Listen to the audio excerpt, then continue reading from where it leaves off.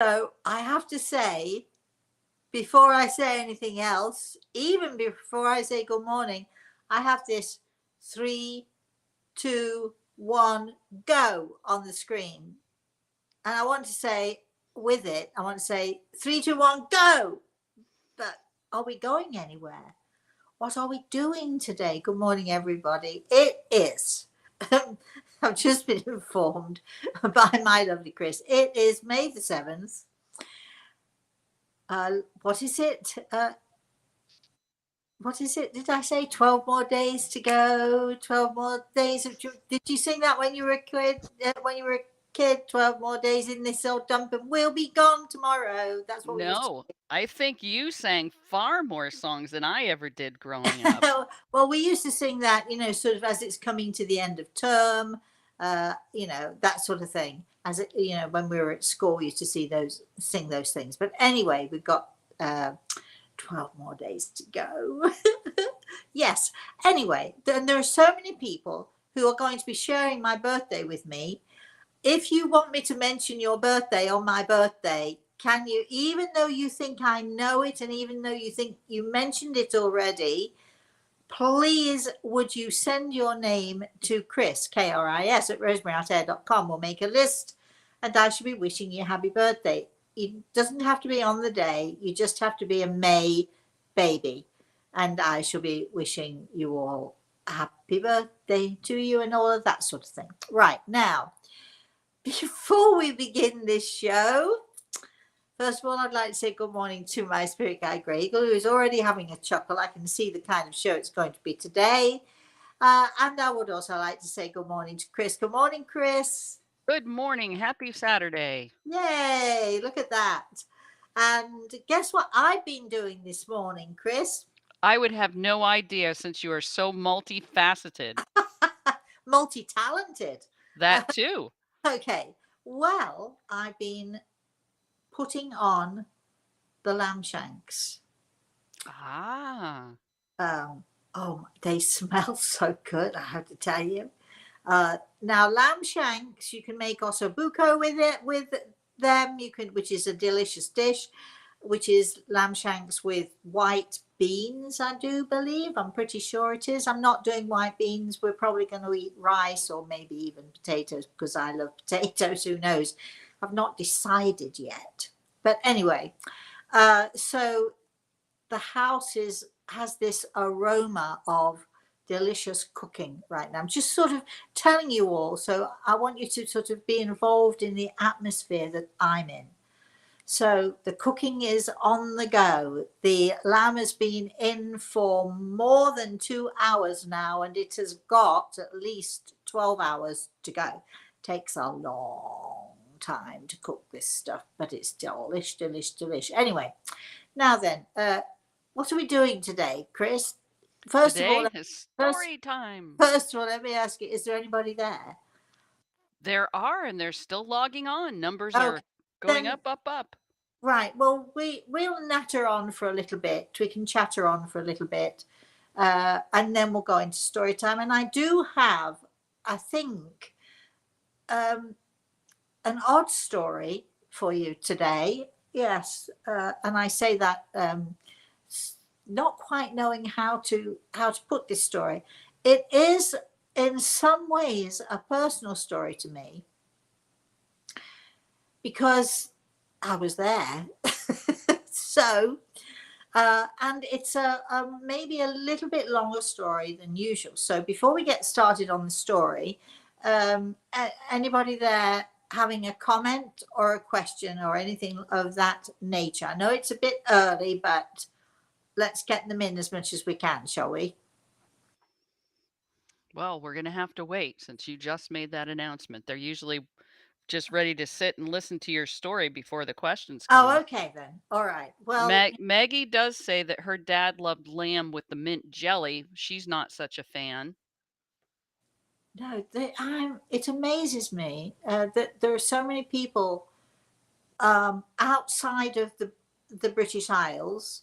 I'm sure that New Zealand is involved in cooking lamb in a great way too, because hey, New Zealand is known for its lamb.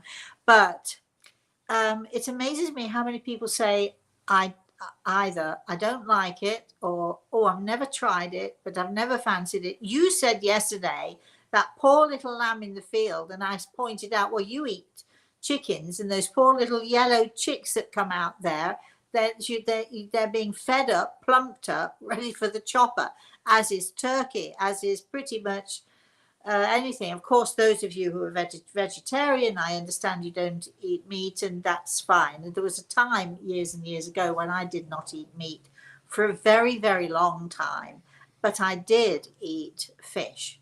And it's so funny because when I never considered myself to be a vegetarian, but when people used to say, if they'd invite me for dinner and they'd say, is there anything you don't like? And I'd say meat. And they'd say, okay, but chicken's fine, right? Oh, geez. No, no, it isn't. But fish, I've always loved fish, and I have considered going back to that, because I have to be perfectly honest with you. Maybe after I've eaten these lamb shanks today, or the lamb, or the rack of lamb that I'm making for my birthday. How about that? Maybe after this month, maybe I will start to eat perhaps more and more fish and cut the meat out, because I have to say that it was a very healthy time of my life. And so I think that, there's something to be said against eating too much meat. Anyway, all right. I think we've waffled on enough. What do you think, Chris? We're still people coming on, or what?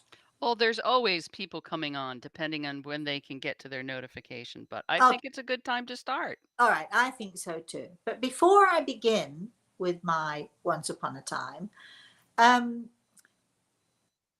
yesterday I met with my students who, and it's been a while since we all met, and I said to them, what kind of a story would you like for story time? And somebody said, what about ley lines? And somebody else said, oh, what about astral travel? And anyway, so ley lines got me thinking, because years and years ago, when the old monasteries were built, the old churches, the chapels, the cathedrals, all of that sort of thing.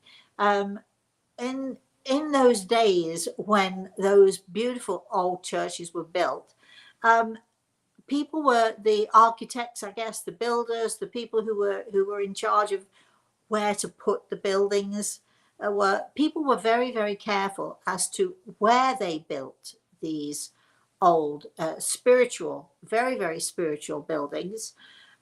They were very careful as to where they built them and how they built them. And people in those days were very much aware of ley lines. And I'm sure that some of you are saying, well, what is a ley line? A ley line, spelled A-L-E-Y, ley line. It's there are people who believe, as do I, that if you could sort of imagine there's this grid that goes all the way around this world of ours, and this grid has power, let's say power lines. They're not power lines as in constructed by man. They are power lines or energy lines that sort of run along this earth of ours, and sort of little but I don't quite know how to describe it, but they're lines that go, they run parallel with each other, they crisscross with each other, and it's all about energy. So if you can imagine that the earth is this ball of energy, this ball of ley lines crisscrossing, running parallel, joining at some point, going off, and so on, and it's sort of a little bit like a spider web, only I think a spider web is much more well constructed than ley lines seem to be. What is a ley line? People would say that a ley line is a line of energy, or like a power line, and these power lines run through the earth. So when people were building, especially when they were building these churches and cathedrals and so on and so forth, they were particularly careful not to disturb the ley lines, meaning they were particularly concerned not to disturb the natural energy of the place. because when you disturb a natural energy, then it can cause chaos with the power and the natural energy of the earth that we live in, that we live on, should I say. Anyway, so years ago, you will find, if you sort of, check this out by all means, you'll find that most of the cathedrals in ancient times, they were built alongside a river, because the river was considered, the water flowing is power, it's energy, it's creating, the water's creating energy as it flows.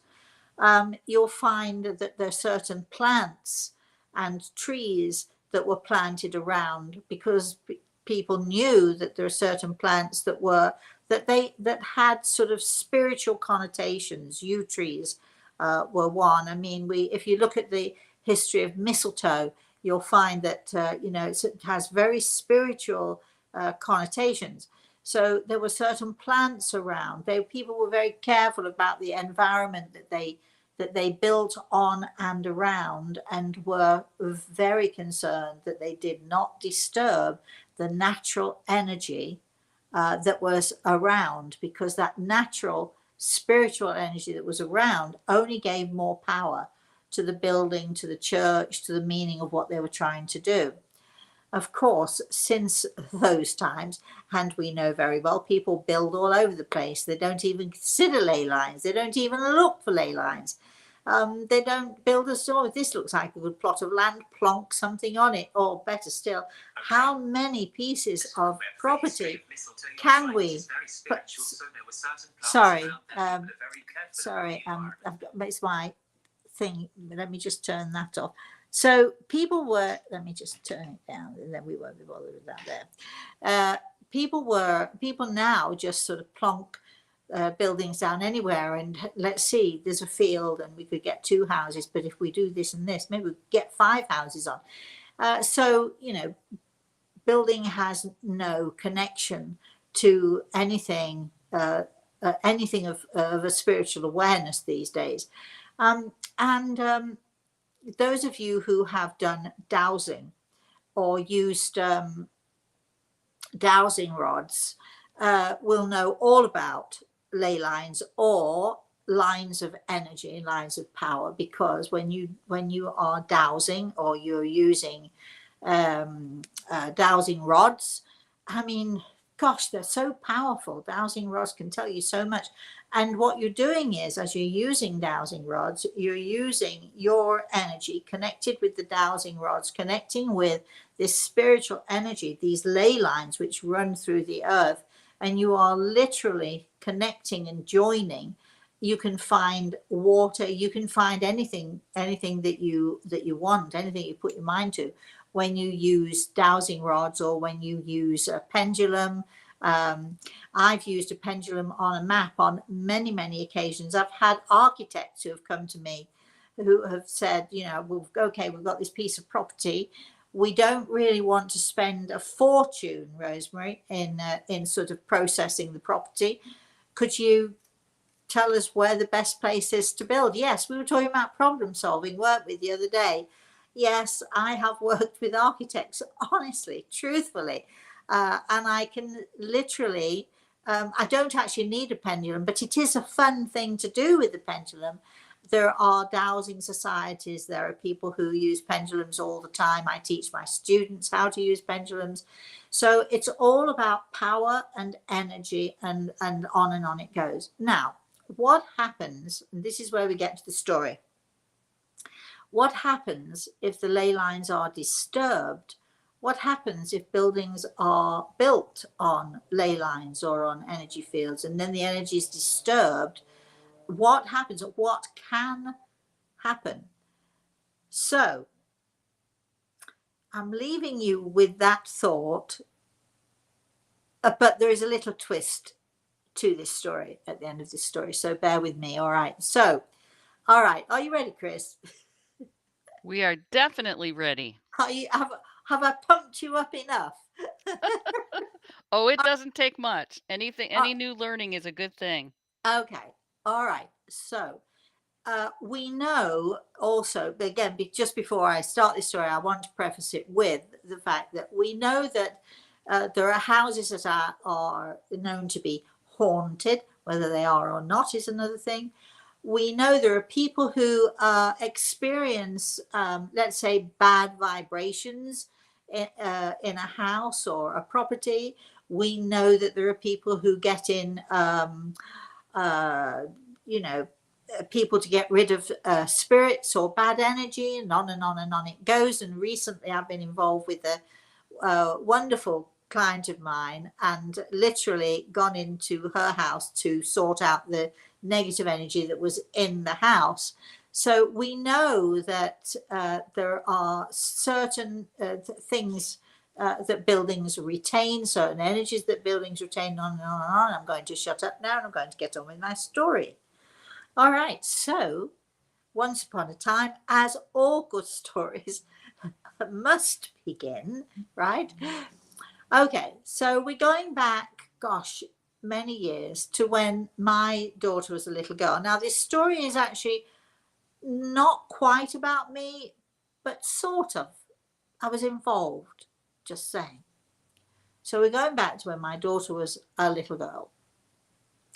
She might have been 2 or 3 years old, and we were looking for a property to buy. My husband, at that time, my husband and I were looking for a property to buy. And we were living at the time in the middle of England, but my husband was working more in the north. So we were looking to sort of head more towards the north of England. Okay. So we came upon a property. There were 2 lots. There was one big piece of land. It had been an old orchard, and the apple trees and pear trees and all the rest of it, they were still there. They came with the property, but the whole place was very grown, overgrown, and so on. There were no houses built at the time, nothing at all. So we went to view this piece of land, and there was room on this piece of land for 2 properties. So we chose the one piece of land, and it was the larger piece. It had beautiful grounds, as did the piece next door. But anyway, we chose this piece of land and we designed the house, and we had a house built on this land. Now, of course, having a house built means that you've got to continually go to view it. You've got to talk to the builder, and from where we were living at the time to go to check on this building, it was a good hour's drive away. So I would often go up there, check things out, make sure that things were being done. And of course, I got to be very friendly with the builder and his wife. And the builder was one of these charming men. He was tall and broad, and you might consider him to be good looking, but he was a bit of a boaster and a braggart. And but hey, I guess it comes with the territory. But his wife was lovely, and I became very friendly with his wife, who would invite me for lunch when I was going up there. She knew it was a long journey, come and have lunch with us, or we'd have dinner. If my husband was with us, they'd invite us for dinner, and so on and so forth. So we became quite friendly with them. And they had this beautiful house that he'd built for them. And so we got very friendly with them, and I got very friendly with the wife. And one day she came to me and she was very, very excited. And she said, we're going to be your neighbors. So I said, really? She said, yes, we're going to sell the house that we're in.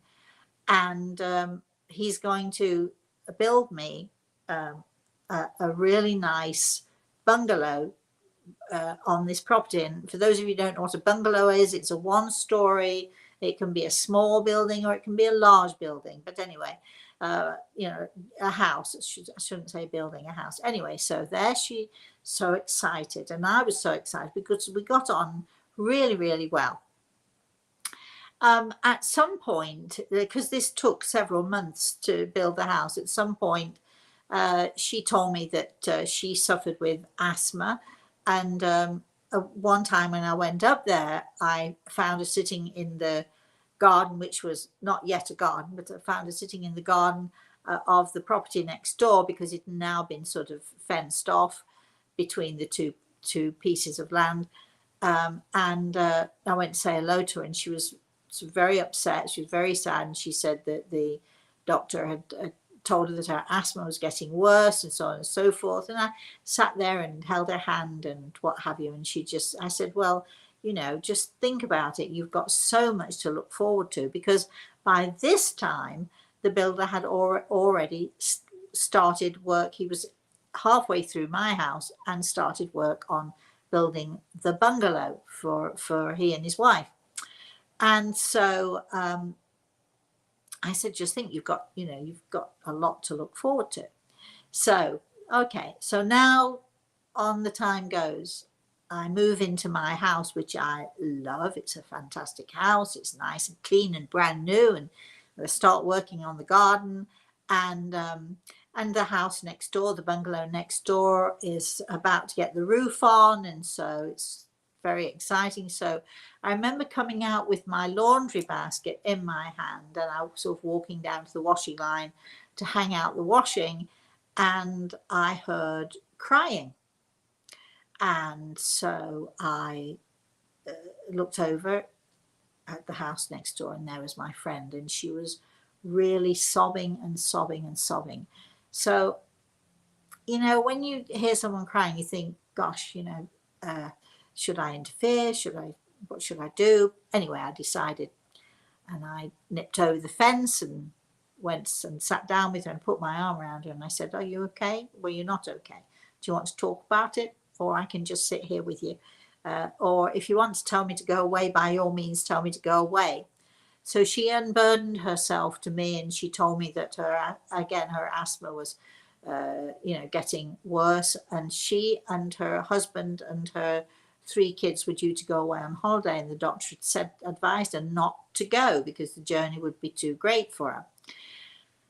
So I said, well, I can understand that you want to go on holiday. And she said, well, it's actually not that, Rosemary. It's my husband. And she proceeded to tell me that he was a womanizer, that she'd known it for years. He'd had so many different affairs. Well, I did know this because he tried it on with me. In those days, you see, I was very pretty thing, and he probably thought, he had a chance, and no, he didn't. But anyway, so I knew that he was a womanizer, but she was telling me that she knew. And she said to me, I remember her saying to me quite clearly, she said, Rosemary, I love him, but I don't like him. And that has resonated with me over the years. But anyway, she said, he came and told me last night that we're not moving here, that he's selling the bungalow to somebody else, and that we have to stay where we are. And he promised and promised and promised me that I could live in this place, because she said, look at it, it's so wonderful here and it's so peaceful here. So I brought her into my kitchen and made her a cup of tea, and we sat chatting for a couple of hours or something. And anyway, I saw her a couple of times after that, and she was obviously very, very sad, but she was also very angry that her husband had promised her the bungalow and now was saying, no, you can't have it. They went away on holiday. While her husband and son were in a little rowing boat on the river, she and her girls were sitting on the bank enjoying the sunshine. She had an asthma attack and she died. So, moving forward a few months, the bungalow is sold, and a wonderful woman, her name is June, I can tell you this because I was very young at the time, so she's probably not around anymore. Maybe she might be listening to this story, you never know. But she was a lovely person, and she was fantastic with Samantha, who by this time was probably about 4 years old. And she was a wonderful woman, but as it turned out, we became good friends. It turned out that she'd had a very bad divorce. Her husband had gone off with somebody else. And then it turned out that while she was living there, and she loved this place, and she created the most beautiful garden I think I've ever seen ever in my life. She was a designer. She knew about plants, and going into her little garden was literally a piece of heaven. It was beautiful, and she loved her garden. But because of the husband and all that stuff going on, suffice it to say, she was forced to sell the bungalow. She was forced to sell and move out, and she was devastated by this. All right, so now the house, now the bungalow is now sold to another couple with a girl who is Samantha's age. And now this point, they're at school age, they're going to school together. The couple have 2 girls. They're very nice, very sweet girls, very nice couple who very shortly after moving into the bungalow, within a year, I'm going to say maybe a little more, they go bankrupt and they move out of the house. Okay, so now the house, the bungalow, is sold again to another young couple with 2 very small children. By this time, I'm busy, I'm working. Samantha's at school, I'm working when she's at school. I am sort of going to the wine bar at night times because I'm working at night as well. When Samantha goes to bed, I'm working, and on it goes. So there's not much neighboring going on. Okay, I pull into my driveway one night. It's like something like 1 o'clock in the morning or something, and not wanting to wake the neighbors. As I get to the top of the driveway and pull in, the driveway's on a slope down, I turn the engine off and just slide in gently so I don't wake the neighbors, so I don't disturb the neighbors. Anyway, I'm open the car door to get out of the car, and I hear screaming and begging and please don't. Anyway, to cut a very long story short, this guy is beating up his wife, and it sounds like it's quite a severe beating. I don't know what to do because I don't want to. I mean, it's got nothing to do with me, has it? Except these days it would have something to me, because I would bang on the door and say I've called the police. But in those days I was young, I didn't quite know what to do about it. Well, it turned out to be a very regular thing that he would beat his wife on a fairly regular, I'm talking about weekly, if not 2 or 3 times a weekly basis. So then I get a phone call from the police. Now, these are all different separate stories, and one day I'll tell you the entire story about what I'm going to tell you next, because I get a phone call from the police. To cut a very, very long story very, very short, I get a phone call from the police to say that can they use my house, because this guy turns out he's a member of a big gang, a big London gang, vicious people who go around robbing, stealing, and wanting another. So again, you see, you've no idea what my life is like, right? So the police use my house from time to time for surveillance, and at some point, and this goes on for a while, and I'm asked by the police chief who comes to see me, and the detectives who come to see me, I'm asked to not say anything to anyone. They've obviously done a check on me. They've done a background check on me, and they asked me not to tell my husband. I was still with my husband at the time. They asked me not to tell my husband, but I said no, I can't not tell him. But when I tell my husband, he doesn't believe it anyway. So there you go. Anyway, cutting a long story short, this guy, they raid his house. They find jewels stashed behind the curtain. I know you don't believe me. I wouldn't believe myself if it didn't happen to me. But anyway, they find this jewelry stashed behind the curtain on the floor behind the curtains in the living room, and they haul him away and he gets put into prison for a long time. And the house is sold. You see where I'm going with this? Now we've got, you know, three people who have lived in this house with three very, very traumatic situations going on around them. However, we are not finished, because now a lovely young couple move into the house. They're married. Anyway, just married, newly married, very nice, very sweet. And her husband is in the Air Force, so he has to go, he travels quite a bit. And so there she is, this very nice, very sweet girl. And she comes around, and of course, you know, I make her welcome, and, you know, give a cup of tea or whatever it is. And she's, my husband is also very friendly, and it turns out that he becomes too friendly. Anyway, he's already run off with the neighbor on the other side a few years before. Now he decides he's going to run off, only because I caught them at it, you see. But anyway, and this is a whole other story, right? So he and the wife run off together. So it's not really about me, but it does involve me, right? So so I don't believe this as I'm telling this story. Anyway, my husband and this woman run off together, and you know, and I'm actually really quite happy about this, I have to tell you, because at this point in time, I've been trying to get him to leave anyway, because I've started divorce proceedings.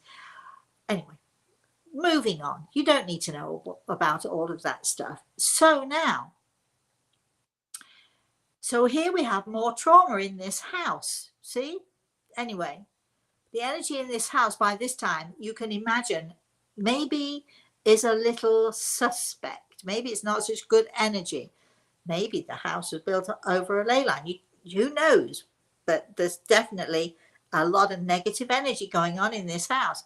So the girl runs off, and the husband comes back, and you can imagine he's devastated, because she's his new wife of 6 weeks. But she must have thought that my husband was the better deal financially, because there we are living in this nice big house, and with, you know, nice things, nice furniture. She doesn't know, you see, that a lot of debt surrounds this nice big house, and all this beautiful stuff that my husband has bought me for my birthday or Christmas that he hasn't paid for. Anyway, so all right, so her husband moves in, but we don't see him very much because he's in the Air Force. And then I start getting these very weird phone calls from this girl's mother, who is obviously trying to get me out of the house because she thinks her daughter deserves my house and that she should have it. She's obviously listened to tales from my husband that aren't true. So I now get a phone call. I pick up the phone, hello, and I hear this voice: "The streets will run with your blood." And who is this? "I am warning you, the streets will run with your blood." Anyway, I get phone call after phone call in this vein. I've got a doll. I've had a doll made, and we get all this weird stuff going on. At some point, the two wonderful detectives who had been involved in the previous owners, you know, sending him to prison and so on, came to visit me, because we'd made friends, and I used to make them bacon sandwiches and cups of tea, and I'd bake for them. You know how you do, because they were in my house a lot. And they'd just come to check on you. Is everything okay? And at some point during the conversation, I mentioned this crazy mother of the woman that my husband's run off with. They deal with that. That's a whole other story. It's a great story. It's a whole other story. But you can see where we're going with this. This house is a lot of negative energy. You might also be thinking that my house has a lot of negative energy in it too, because stuff is happening with us, with my husband with affairs, with all of that sort of thing. But let's leave that out. Now, the husband of the girl that my husband ran away with, he decides, he and his parents decide they're retiring, and they love this beautiful bungalow and it has a phenomenal garden, so they decide to buy it from their son. Okay, so they move in within a very short space of time, maybe 2 or 3 months. This lovely couple, they're older, they're probably in their 60s, maybe early 60s. She collapses and is rushed to the hospital, and it's discovered that she has a severe heart disease. They bring her home. She survives, but is very delicate. Within another few months, the husband collapses. He's rushed into hospital, and he also survives. But now we have 2 60-year-olds, that's not old, living in this bungalow. They can barely go out, they can barely do anything. As a good neighbor, I do help them, I take food to them from time to time, but here we have now 2 older people who are also suffering in this house. Now this is sort of counting, that's 5 people who have lived in the house, or potentially are living in this, should have lived in this house, and not one single one of them is happy. And also they've all had severe traumatic things happen to them, unusual things happen to them.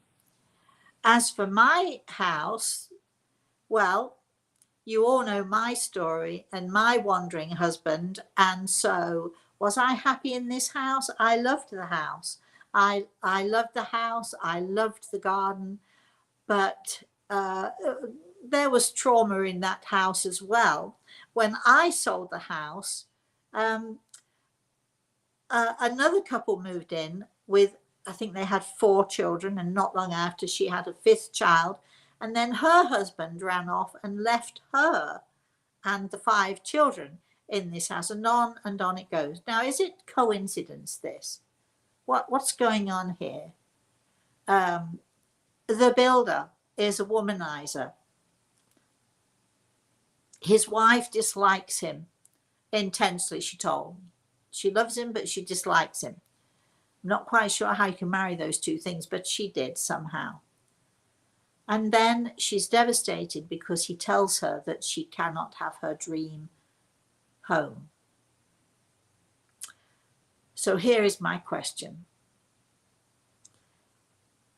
Was the house built on over a ley line? Was the house doomed to negativity because of the energy, the disturbance of energy around?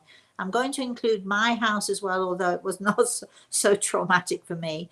But in some ways, you know, what was going on with that house? Because every single person who moved into that house had something really bad happen to them, unusually bad, health issues, you know, some money problems, bankruptcy. I mean, lots and lots of different things that happened in that house that, you know, you could understand people saying, don't go into that house, don't buy that house, that's a bad house, bad negative energy in there. And are they right? I think perhaps they are. However, and I wondered this, and I've often wondered this. Let's go back to my lovely friend, the builder's wife, who was so devastated and so upset that she wasn't allowed to have her house, her dream house that she'd looked so forward to having. And then she died. And I do wonder, were people in that house not happy because maybe it was her house and she didn't think that anybody else should be happy in that house? And did she maybe have influence on the house? Did she maybe have influence on the energy? or was it the ley lines? So, was it the energy field that was disturbed, or was it the ghost of the builder who refused to see anyone happy in her dream home? The end. How are we doing, Chris? Oh, that's not fair, not telling us the answer. Well, maybe I don't know the answer. Maybe, No, I maybe, can believe that. maybe it's a bit of both. Maybe, maybe it was a bit of both. But, every single person who went into that house had real trauma. There's got to be something there, right? What do our lovely listeners believe? What comments, if any, are we getting about that story? Did you like that story, Chris? Yeah, well, I can't say I liked the story per se because there's just so much awfulness to it, but I will second Dee's comment. Dee says, "This is better than any soap opera on television." Wow. Oh, well, let me tell you, Dee, I've only scratched the surface. I've mildly scratched the surface. If you want to know what happened to the mother-in-law who was, saying terrible things to me and threatening me, and when you pick up a phone, can you imagine? Can anybody imagine you pick up a phone and some spooky voice says, "And the streets will run with your blood"? I mean, who knows of anybody? Oh, well, you know me now. I mean, is it true? Of course it's true.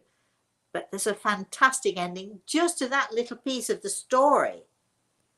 Anyway, we can take each of those stories and each of those people, and they have, there's more to the story, of course. I can't tell you all of that on Storytime, but yes, a soap opera would be like, it would make a really good movie or a really good TV series, seeing what happened to these people and what happened to me through those people and the things that I experienced, opening my bathroom window one morning, cleaning the bathroom and opening the window and hearing screaming going on and looking out and seeing the lady with her two kids at the bottom of the garden screaming and the husband shouting, "Get in here," and she was too afraid. Anyway, and on it goes. Yes. Have I lived a Well, soap opera life? Probably, yes. when you get done with your book Gray Eagle Speaks, that could be the next one. I don't know if you ever saw it. I think it was an Australian series called Neighbours. No, I've not. Oh, great story. In the 60s it was called. I think it was in the 60s. It was called Neighbours anyway, and it was people used to watch it all the time. And I could write a book about neighbours, many different types of neighbours, and some good experiences and some not so good experiences. But anyway, let's keep going with our comments and questions. Sandy's saying Stephen King would go crazy with that story. I know. Yeah. Did you ever read It? That was a spooky one. Anyway, moving on from Stephen King. Let's not go there, but you're right. I love Stephen King. He's one of the best writers, a very underestimated, marvelous writer. The way he uses words is unbelievable. But anyway, Chris. Rhonda says, "Wow, great story." Annika says, "Yes, you can tell us more." Let's see what else we have. There were some questions and comments around ley lines themselves. So Eric started off with, oh, where did you go, Eric? How do we find, see, recognize ley lines? And Well, then, one way, okay, sorry, go ahead. He had two questions. Go ahead. well, one way is by using a pendulum or by using dowsing rods. I've used dowsing rods myself in one of my books. I'm not sure which one it is. Maybe it's The Eagle and the Rose. No, I don't think it is. But anyway, in one of my books, I tell the story of John Michaelides, who uh, was, we met him in the Isle of Crete, the island of Crete, one of the Greek islands in the Mediterranean. And I was told about this man, and we went on a journey to find him. That is an amazing story just in itself, how we found each other. But he was a professional dowser, and people used to employ him if they were, for instance, building a house, if they were, a lot of farmers, there were a lot of farmers on Crete who wanted to find water on their land, because Crete is a very dry island. So they wanted to find water. So he'd go out and find water. And he was very, very successful at doing what he did, and made a living at doing what he did, in fact.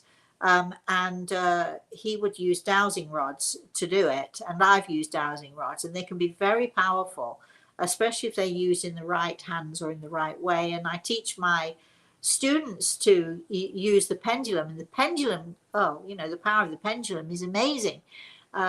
In fact, there's a book, it's an old book written by The Power of the Pendulum. It tells you all sorts of things about the pendulum.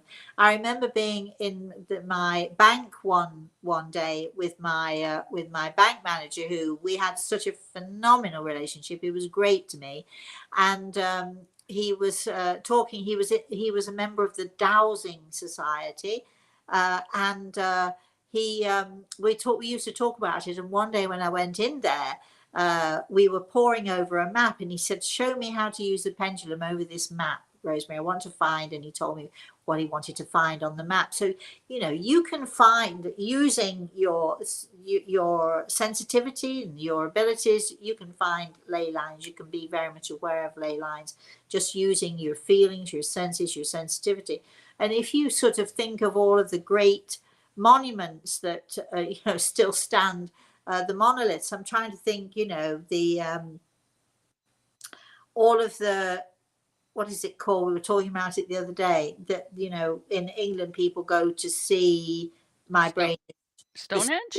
People go to see Stonehenge. Abbury Circle? If you go to Stonehenge, you cannot avoid, even the most insensitive people cannot avoid the sense of energy that is there around that place. So, yeah. Well, that was partly the rest of Eric's question, and dowsing. How do we do that? And I'm still searching for my pendulum piece. So how would people choose a pendulum? How much time do you think we've got on this show, Eric? We have 12 minutes. We've not got nearly enough time to discuss that. So let's move on. All right. Liddy is asking, would these lines be the Hartman lines? And how do I place them with the pendulum? Oh, I don't know. What is a Hartman line? No idea. Anybody know? Can you tell us more? Who is this? Libby? Liddy, L-I-D-Y. Liddy, darling, can you tell us more? I'm going to check what a Hartman line is. I'm sure that Chris has already written it down to check. We're not quite sure, but when we are sure, when we know what you're talking about, I'll tell you yes or no. Maggie thinks about the houses. Get the sage out. Yes, but you see, sage does a job. It cleanses, and it can cleanse the negativity, but it doesn't, doesn't always work. Let's put it that way. All right, then she's also asking, how did you find the ley lines of the location? Of which location? The homes you were talking about. Oh, I don't know if they were built on a ley line, or do I? That's for another time. That's for another story. I'm just saying that there are houses, there are buildings that have a negativity about them. Is it that they're built on ley lines, or is there a more spooky, let me see, a more spooky explanation for what occurred in the story that I told you? We might revisit that story, and I might give you my opinion on another occasion. But today, I'm afraid, hey, story time ran on a little bit long. So let's keep the questions and the comments going. Annika says, wow, I am captivated by your story. Did you ever go back to feel the energy? No, not really. I mean, I've been to the area and I can remember a couple of times driving past, but no, not really. Mark says, this is why I always keep white sage and smudge in my home. If someone violently commits suicide in their home and kills their cat before the gruesome death, would that leave dark energy? Well, it might not. Well, you know, um, it might or it might not. It depends on the circumstance. It really does depend on the circumstance. I could understand. I can understand the killing of the cat if the person was very fond of the cat, perhaps would want to not leave the cat homeless. Anyway, keep going, Chris. Julie asks, what can we do ourselves to improve negative energy we encounter in homes or places? Not Neighbours, the 1980s Australian soap opera with Kylie and Jason. Is that Yeah. what you were talking about? Okay. Yes, yes. And I thought it was the 60s, but obviously it was the 80s. So yes, that was the show I was mentioning. Um, well, what can you do, Julie? There are lots of things you can do. You can, fill the house with light. You can bring your own good energy to bear in it, which is what I did in the house next door. As the neighbor of all this going on, uh, I mean, you can use sage, you can do smudging, you can uh, people go to the extreme of bringing in someone like myself because I can do that stuff fairly easily, uh, only because I've got grey eagle, you understand. Or people bring in priests to cleanse the house or bless the house.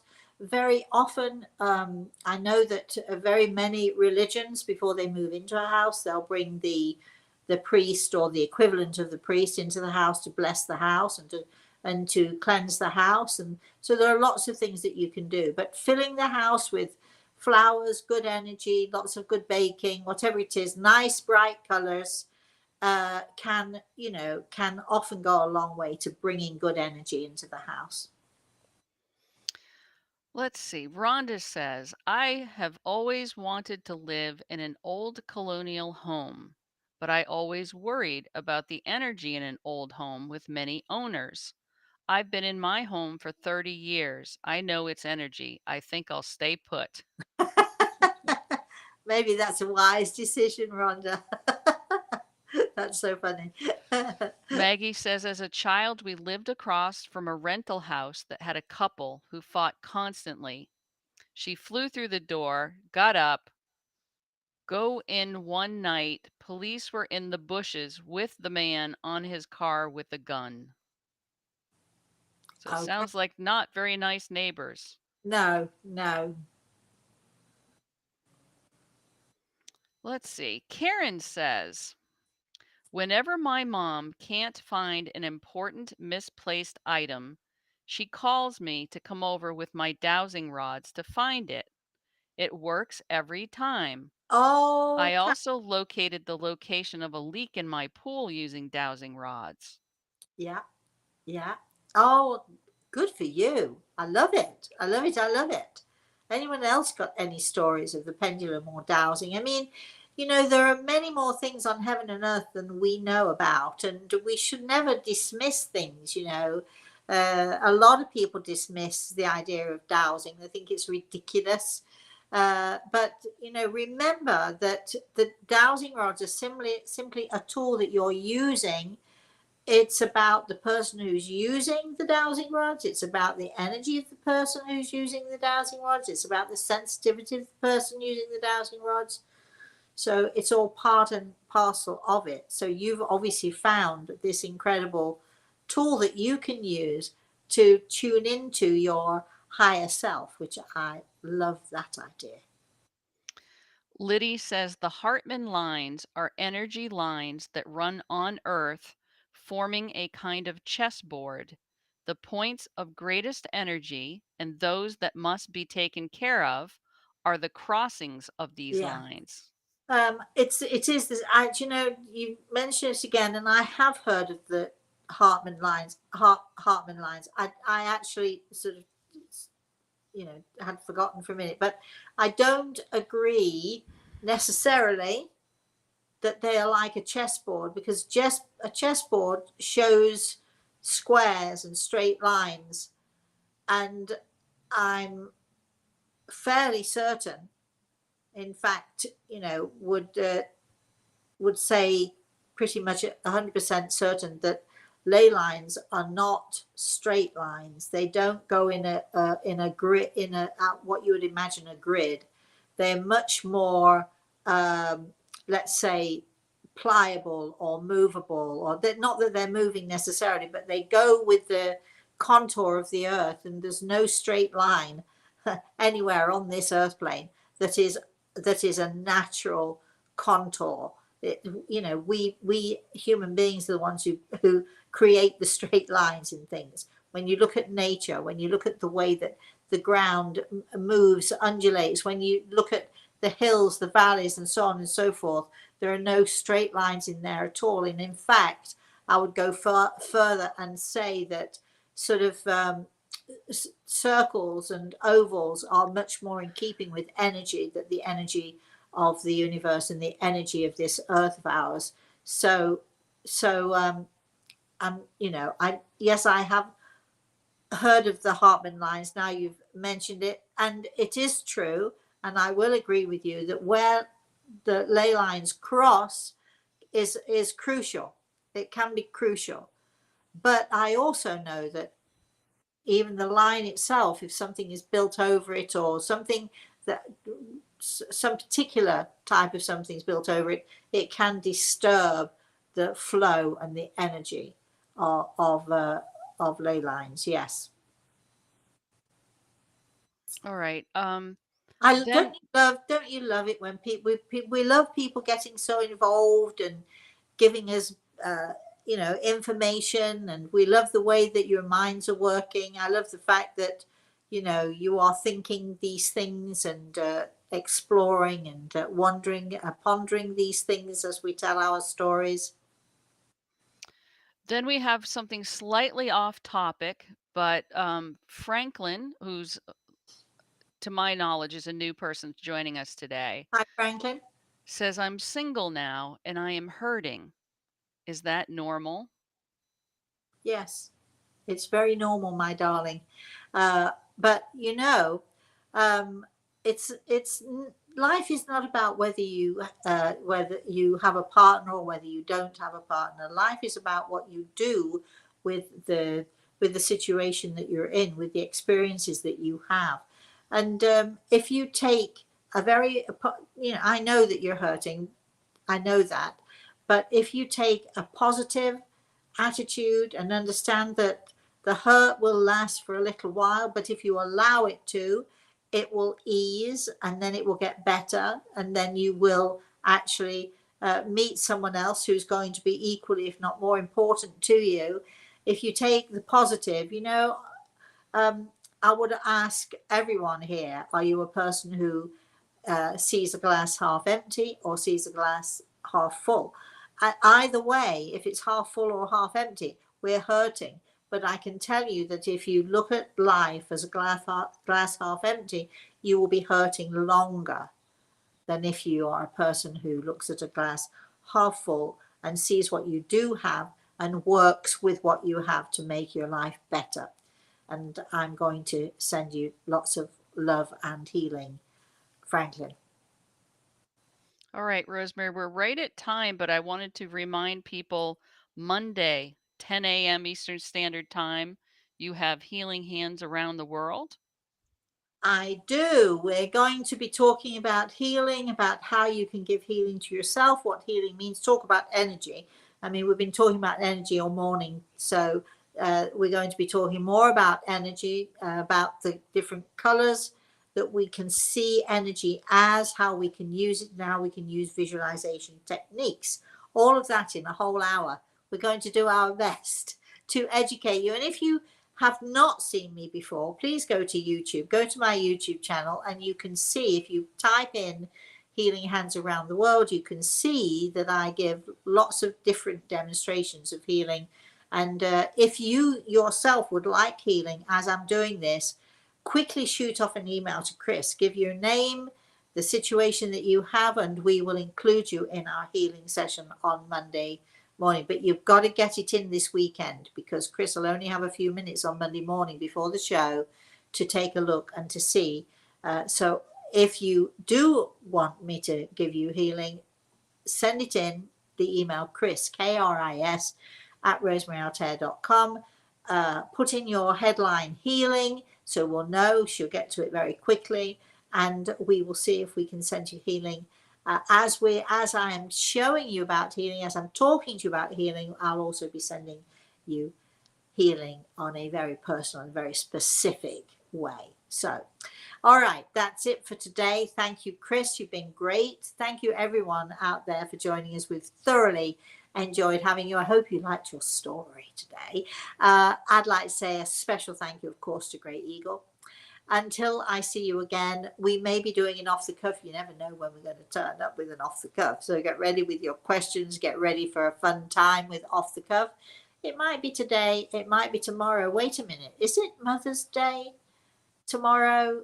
Somebody, my neighbor, told me this morning that it's Mother's Day tomorrow. I'd totally forgotten all about it. In England, we have Mother's Day in March. Does this mean I get 2 Mother's Days? Well, we shall see.